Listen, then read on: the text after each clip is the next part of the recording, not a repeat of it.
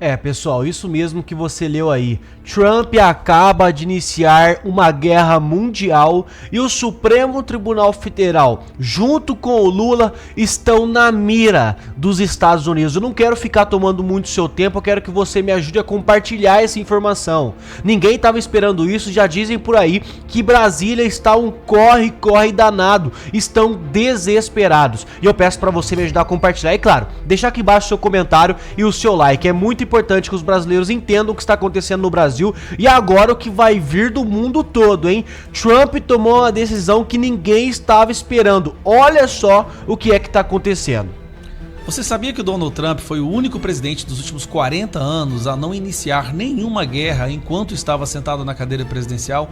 Todos os outros presidentes, todos iniciaram guerras.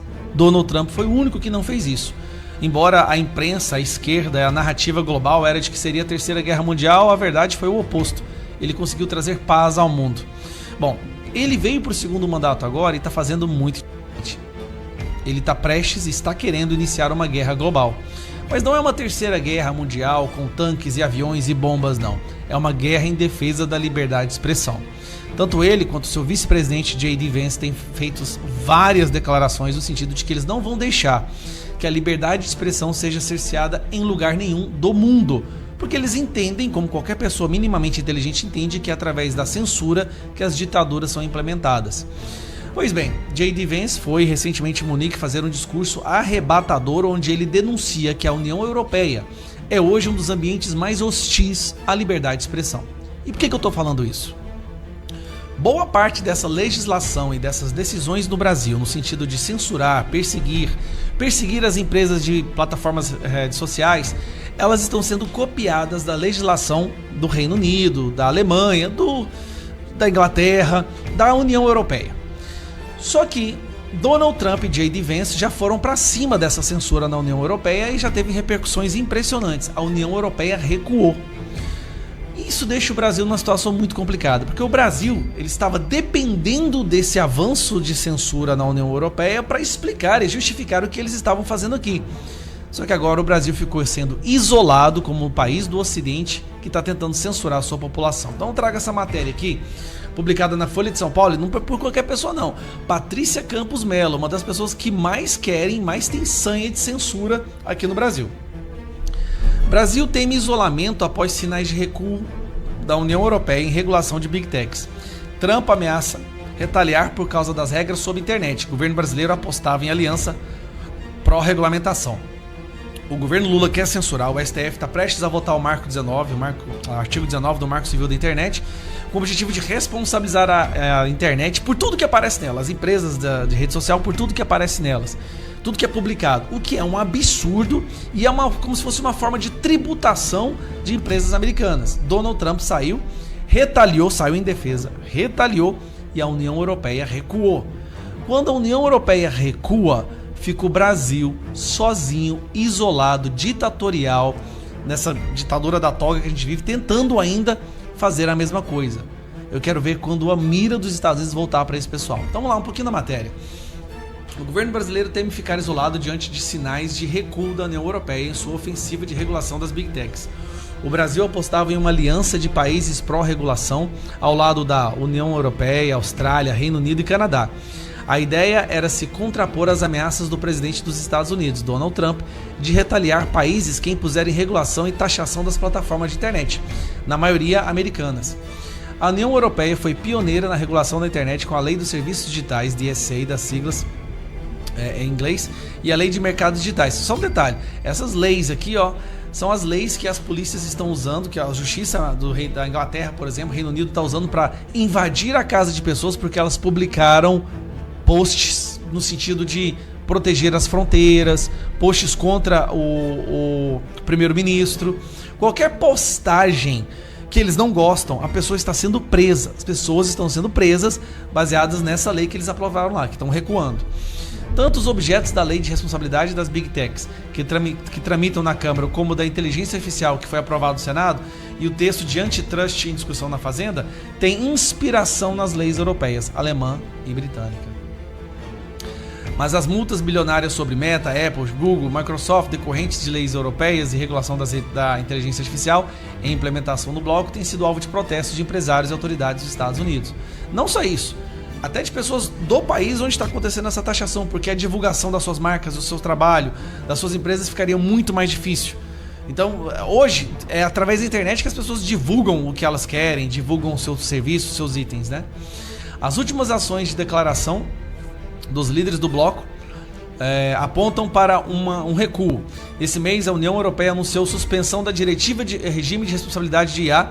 Também foi divulgado que o Código da Conduta da IA, a ser divulgado em abril, terá regras simplificadas. Ou seja, eles estão tirando o pé do acelerador. Perceberam que se eles continuarem na censura, sofrerão retaliações econômicas dos Estados Unidos. Isso prejudica muito a União Europeia. E o Canadá nem se fala. O Canadá sem os Estados Unidos, ele vira um estado. E aí nós temos o Brasil, com o nosso STF e o governo continuando nessa sanha de censura. E aí fica a pergunta: onde isso vai parar? Qual será a reação dos Estados Unidos? Porque até agora eles estão brigando lá, que a lei lá estava realmente assim draconiana. Quando os olhos voltarem para o Brasil, o STF quer aprovar uma nova decisão, quer legislar no sentido de tornar as plataformas responsáveis solidariamente, sofrendo multas absurdas por qualquer coisa que seja postada. O que eles vão fazer? O que a plataforma vai ser obrigada a fazer? Basicamente proibir qualquer postagem que possa vir a ser considerada polêmica. Então tá aí, pessoal, realmente, né, primeiramente, o laboratório principal da censura foi a União Europeia. Para quem estava acompanhando, né, as notícias que estavam saindo de lá, realmente, como o Gustavo Gaia acabou de dizer, hoje, a gente vem aqui e critica o Alexandre de Moraes. Caso ele veja, ele queira te perseguir, ele consegue fazer isso tranquilamente, a gente sabe disso. Mas lá não, lá tinham leis que, se o cara realmente criticasse ali o ministro ou alguma decisão do governo, ele ia pra cadeia imediatamente. Então lá começou a avançar muito a censura e o próximo laboratório da censura foi criado aqui no Brasil, para ver como em mais países, né, iriam se comportar com essa ditadura do judiciário. E bom, a gente sabe o que está acontecendo aqui. Aí ele diz, né, que primeiramente os Estados Unidos está virado muito para a União Europeia e realmente as decisões estão muito mais pesadas em cima da União Europeia, pelos Estados Unidos, né, eu digo. Mas aqui também, já tem deputados que colocaram pra votar, tá? Já colocaram em votação, vão votar ainda, o cancelamento do visto do Alexandre de Moraes e também de suas contas bancárias. E eles também já formaram ali uma delegação de senadores americanos que também vão vir ao Brasil pra saber o que tá acontecendo aqui. Então a coisa tá ficando feia para esses países censuradores. Primeiro para a União Europeia, que estava muito mais avançada, já começa a recuar porque já sofreu ameaças de sanções econômicas gigantes dos Estados Unidos. E é aquilo, como o Gustavo Gaia acabou de dizer, a União Europeia depende muito dos Estados Unidos, não tanto quanto o Canadá, mas depende sim, bastante. Eles não podem enfrentar aí umas sanções econômicas dos Estados Unidos, vai acabar com os países da União Europeia, então eles estão tendo que recuar. E o que vai acontecer aqui no Brasil? Agora com eles indo pra cima do ministro Alexandre de Moraes. Bom, muita coisa pode acontecer e agora eu quero mostrar um vídeo pra vocês que vai contar tudo o que é que está acontecendo, como é que os Estados Unidos, né, e outras organizações mundiais influenciaram, né, as suas decisões, o seu modo de pensar, a sua ideologia no Brasil. É um vídeo do Alan. Eu corro um sério risco de mostrar esse vídeo aqui no meu canal, do canal ser derrubado, desmonetizado, né, censurado mesmo, mas eu vou tentar rodar esse vídeo aqui pra vocês, até porque vocês sabem que ele está proibido de ter canal, de postar vídeo aqui no Brasil, mas eu vou mostrar mesmo assim, porque o que ele diz é muito importante para os brasileiros. Prestem muito atenção nesse vídeo, por favor. Não, só pra... Coloquei o vídeo errado aqui, vou colocar o verdadeiro aqui. No Brasil, hoje se fala muito de Pix. As pessoas estão preocupadas com transações porque elas estão preocupadas com questões econômicas. Eu não tiro a razão dessas pessoas. É escondido delas o fato de que elas não podem se proteger e que o Estado é o culpado disso. E quando eu falo Estado, é o poder executivo com anos de PT, o poder legislativo com a elite que domina o Brasil, o Centrão, e o poder judiciário, com uma agenda bem clara. A Agenda 2030, uma agenda socialista interna, própria da América Latina, e interesses em manter-se no poder, com um medo extremo de ser regido pela vontade popular. Durante anos, os comunistas tentaram assumir o poder em vários países, na Europa, nos Estados Unidos e na América Latina, porque a Ásia já estava toda sob o controle deles. A China, a Coreia do Norte, a Rússia. Todos esses lugares já estavam dominados pelos comunistas, então faltava a Europa e faltava a América do Norte. A América Latina, na década de 60 e 70, sofreu vários ataques de grupos terroristas que atuaram de modo absolutamente criminoso para tomar o poder. Algumas respostas foram dadas no Chile e no Brasil, mas isso não durou muito tempo. Os comunistas mudaram de estratégia e pensaram 2 vezes antes de atuar como eles estão fazendo hoje em dia. Após alguns anos de mudança de estratégia, sobretudo após a perestroika na Rússia, a abertura, o fim do muro de Berlim, os comunistas mudaram completamente de estratégia e decidiram então que agora eles precisavam dominar as mentes e os corações. Eles precisavam então dominar as igrejas, dominar as nossas escolas. Abandonaram os atos criminosos de terrorismo e passaram então a dominar as nossas instituições. Essas ações tiveram muito êxito. No fim das contas, os comunistas conseguiram criar a ONU, dominar a ONU por dentro, evitando que os países tomassem suas decisões domésticas e impuseram aos países decisões internacionais em nome da paz. Após a ONU, vários grupos, blocos que foram criados para dominar regiões foram então minimizando e minando cada vez mais a autodeterminação local, a soberania dos países. Então, mesmo que o povo conseguisse fazer alguma coisa, era-lhes retirado o poder, porque esses blocos e esses poderes globais iam impondo as suas agendas. Assim o povo ficando cada vez mais distante de tomar a decisão para determinar o futuro de suas vidas. Eu quero falar com você algo não tão profundo e não tão genérico, mas muito particular e que toca diretamente a sua vida. Você que mora no Brasil sabe que eu estou nos Estados Unidos em exílio. Tenho filho americano e também nos Estados Unidos. Hoje é um local que eu quero guardar com todo o meu coração. Por isso esse vídeo é sobre o Brasil e os Estados Unidos. No Brasil, nós temos um criminoso no poder, rodeado de criminosos no poder judiciário e no poder legislativo. Que tipo de poder é esse que o Lula conseguiu? Muitos acham que o Lula não tem poder algum, ele é apenas um fantoche. De fato, não é de todo mentira. Ocorre que Lula tem um mentor, chamado José Dirceu, e junto com seu mentor, ele criou o Foro de São Paulo. Lula e Fidel Castro criaram o Foro de São Paulo, mas a mão que organizava tudo na América Latina era o terrorista José Dirceu, um homem que sequer pode pisar em território americano. José Dirceu, para quem não sabe, protagonizou um momento muito importante na história entre Brasil e Estados Unidos. Afinal de contas, ele só está liberto porque sequestraram um embaixador americano. As pessoas responsáveis pelo sequestro também não podem pisar em território americano.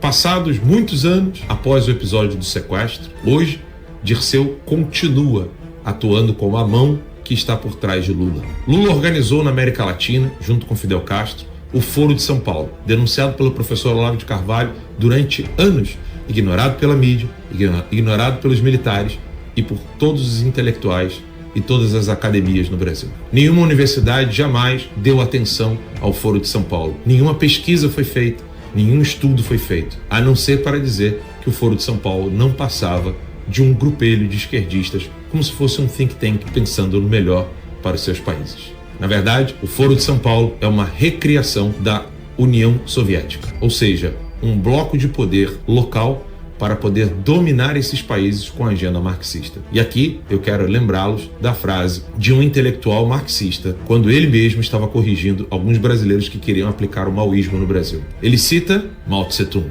Todo marxista é um internacionalista, mas ele precisa assumir uma identidade local antes de tomar o poder. Essas palavras são de Mao Tse-tung e foi assim que ele aplicou o comunismo na China. Eder Saad, o autor desta frase, usou isso para poder transformar a ação comunista no Brasil. Ele é um dos fundadores do PT e ele explica muito bem por que o PT usa identidade nacional antes de assumir o poder internacionalista que é próprio de todo e qualquer marxista. Esse poder internacionalista engloba poderes de vários países, de grupos comunistas de vários países, em torno de um único objetivo: chegar até a sociedade socialista para assim implementar o comunismo. É óbvio que eles não acreditam nisso, porque o comunismo não passa de um modo muito bem feito de manter-se no poder, eliminando, matando e destruindo seus oponentes. E é isso que fez Hugo Chávez, é isso que faz Maduro, E é isso que agora está fazendo Luiz Inácio Lula da Silva, o presidente do Brasil, que tomou o poder por meio de golpe várias vezes. E eu vou provar. E o que tudo isso tem a ver com os Estados Unidos da América, sobretudo hoje em dia? Hugo Carvajal, conhecido como El Pollo, ex-militar venezuelano, coordenava as ações de Maduro e não só, trabalhava até mesmo, antes já, com o Hugo Chávez. Ele abandona o regime de Maduro e declara apoio ao Guaidó, o homem que controlava, coordenava e ajudava Maduro, Hugo Chávez, para poder, por meio do narcotráfico, financiar toda uma agenda socialista na América Latina, foi preso na Espanha. Extraditado para os Estados Unidos, hoje enfrenta a justiça americana por ser responsável por entregar drogas e armas nos Estados Unidos. A acusação é tão séria que ele mantém-se encarcerado e quase ninguém sabe o que ele realmente falou para a justiça americana. O que ele disse para as autoridades espanholas até agora não foi liberado integralmente. O silêncio em torno de Carvajal é ensurdecedor.